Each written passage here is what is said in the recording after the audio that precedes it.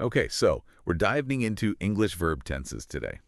You guys have given us a ton of resources on this, which tells me you're serious about mastering this stuff, huh? It's a good one. Verb tenses are how we tell stories, right? Yeah. How we understand time. And you're not wrong. English has a lot of them. But Yeah. like any good puzzle, once you get those pieces figured out, it all kind of clicks. Yeah. Okay, so let's break it down. We've got thesaurus.com with like a solid breakdown of all 12 tenses with examples, which is awesome.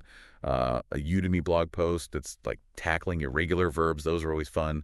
And get this, a Wikipedia article and a blog post from Get This Random Idea English that dive into like the history of English grammar. Who knew verb tenses had a backstory?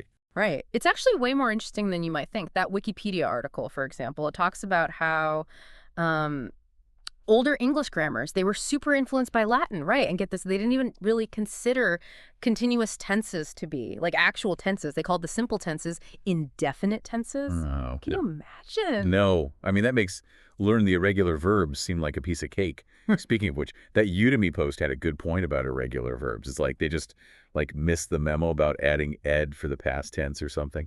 It's true. It really highlights how English isn't always about following like these strict, rigid rules, but it's more about, recognizing patterns. You Yeah. kind of start to develop an intuition for what just sounds right, which honestly, that's key to mastering any language, wouldn't you say? Oh, absolutely. It's like, when you hear a word you've never seen written down, Mm. but you just know how it's spelled. It just Yes. like clicks in your brain. Exactly. And that kind of intuition, that's what helps you, use tenses consistently in your writing. But the source.com made a good point about that. It's like that classic writing advice, show, don't tell, right? Right. Using the right tense, it's like it can make your writing so much more vivid, so much more impactful. Totally. It's like like setting the scene in a movie, right? Yeah. You don't just tell the audience, this is the past. You use visuals, dialogue, music, Mm.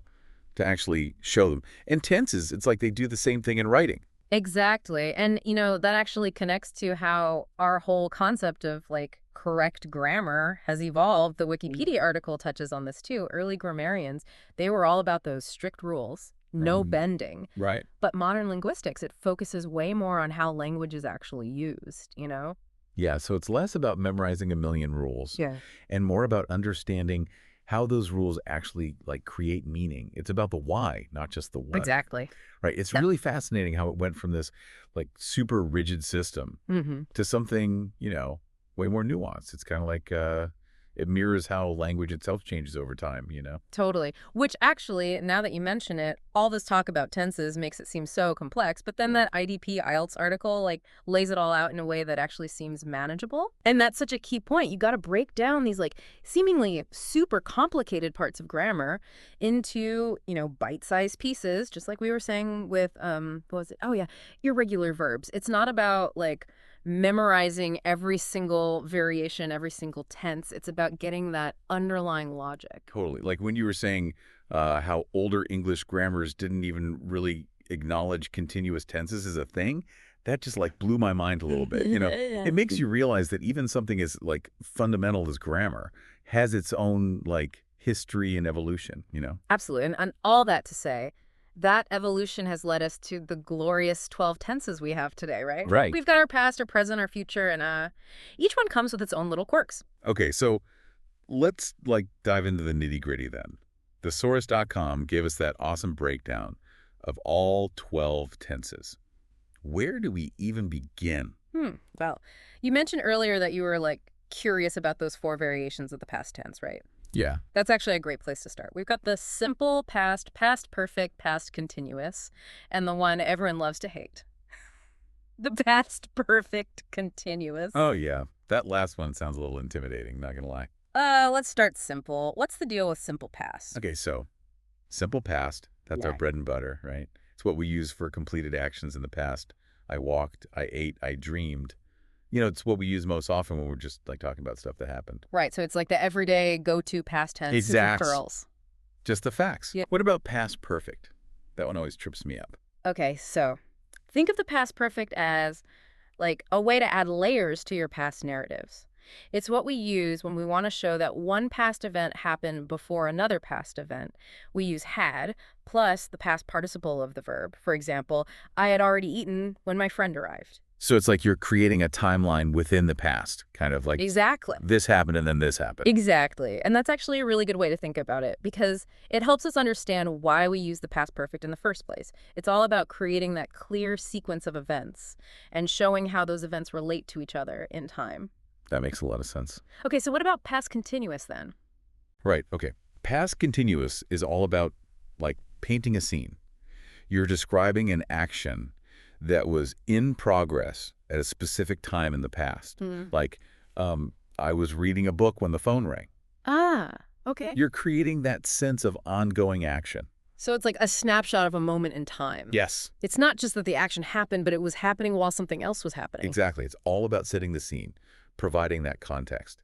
Which, speaking of context, that brings us to the one you were a little afraid of, the past perfect continuous. Maybe what? All right. It's not as scary as it sounds. Yeah. So remember how we talked about the past perfect, like how it creates a timeline within the past? Yes. And how the past continuous shows an action in progress? Right. Well, the past perfect continuous, it combines both of those things. Oh. So it's like a continuous action that was already in progress before something else happened in the past. You got it. You're a natural at this. So let's say, you're telling the story about getting caught in the rain.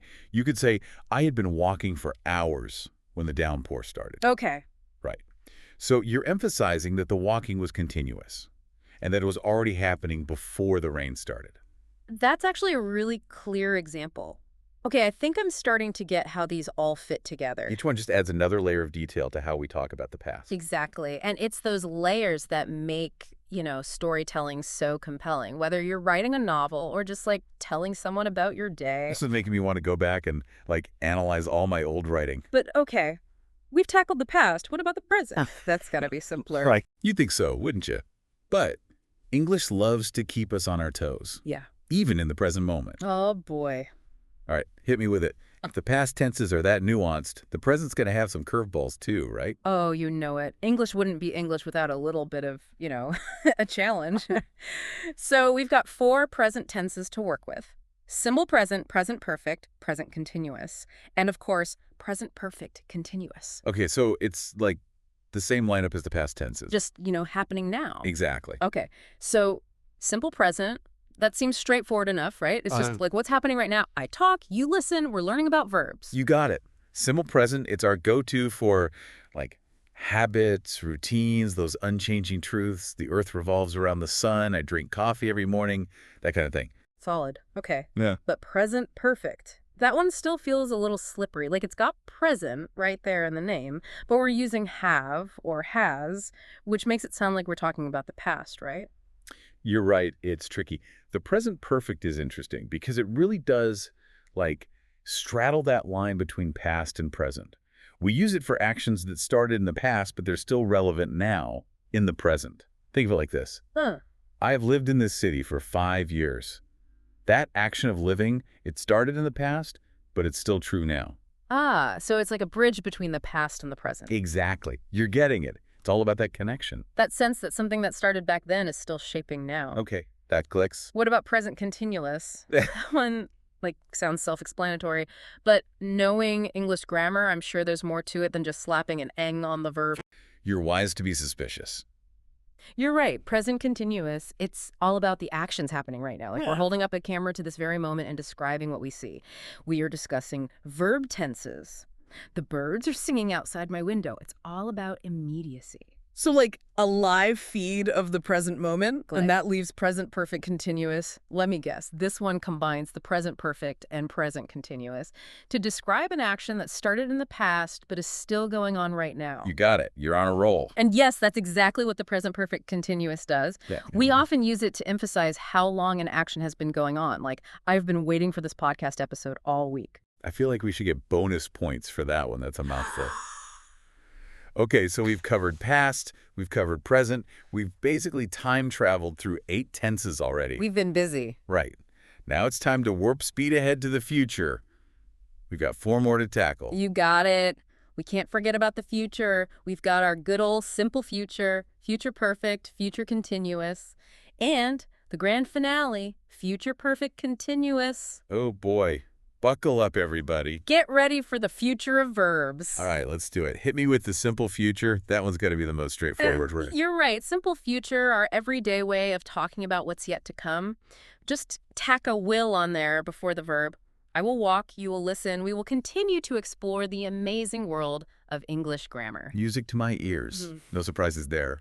All right, what about future perfect then? It sounds like we're getting a little more specific with our future predictions. Exactly. Future perfect lets us talk about actions that will be finished by a certain point in the future. We use will have plus that past participle again. Like, by this time next week, I will have finished this project. So it's like setting a deadline in the future? And then being like, yep, gonna nail it. Exactly. Love it. Okay, future continuous. Okay, so future continuous is how we describe actions that will be in progress at a specific time in the future. Like, this time tomorrow, I will be sipping lemonade on a beach. Okay, yeah. Really drives that home. It's like setting the scene, but in the future. Exactly. We're emphasizing that the action is ongoing. All right, bring on the grand finale, future perfect continuous. This is it. You saved the most intricate for last. It's like the future perfect and the future continuous had a baby. We're combining them to really highlight how long an action has been going on leading up to a specific moment in the future. It's a mouthful, I know, but it lets us be so precise. For example, by the time I finish this book, I will have been reading for 5 hours straight. Wow, that's a whole grammatical journey in a single sentence. And we went on quite a journey with all of these tenses. We explored the past, the present, even zipped into the future. And it's all thanks to these tiny but mighty verbs. Right. They really are the backbone of how we communicate about time. For sure. How we make sense of the world around us even. It's amazing when you think about it, how much we can do with them. It is. And, it might seem super daunting at first, all these different forms, all these different rules. But once you get that logic, it clicks. Totally. It's less about memorizing. Yeah. And way more about, having these tools in your belt ready to go to communicate clearly. Exactly. We've talked a lot about using tenses correctly, but what about when writers intentionally play with them? Like in that book I was telling you about, the one where it's all written in present tense, even though it's about the past. It's so cool. It makes it feel so immediate. That's such a good point. Good writers, they know how to bend those rules. Yeah. Present tense for immediacy, shifting between past and present for suspense. It's like mastering the rules gives you the freedom to break them creatively. It's true. It's like once you've got those foundations down, you can really experiment and find your own style. And that's a great point to wrap up on. Grammar, it's not just about being right or wrong. It's a tool for clear communication and for artistic expression. So there you have it, everyone. Thanks for joining us on this deep dive into verb tenses. We hope you learned something new and that you're feeling ready to go out there and conquer those verbs in your own writing. Absolutely. Happy writing.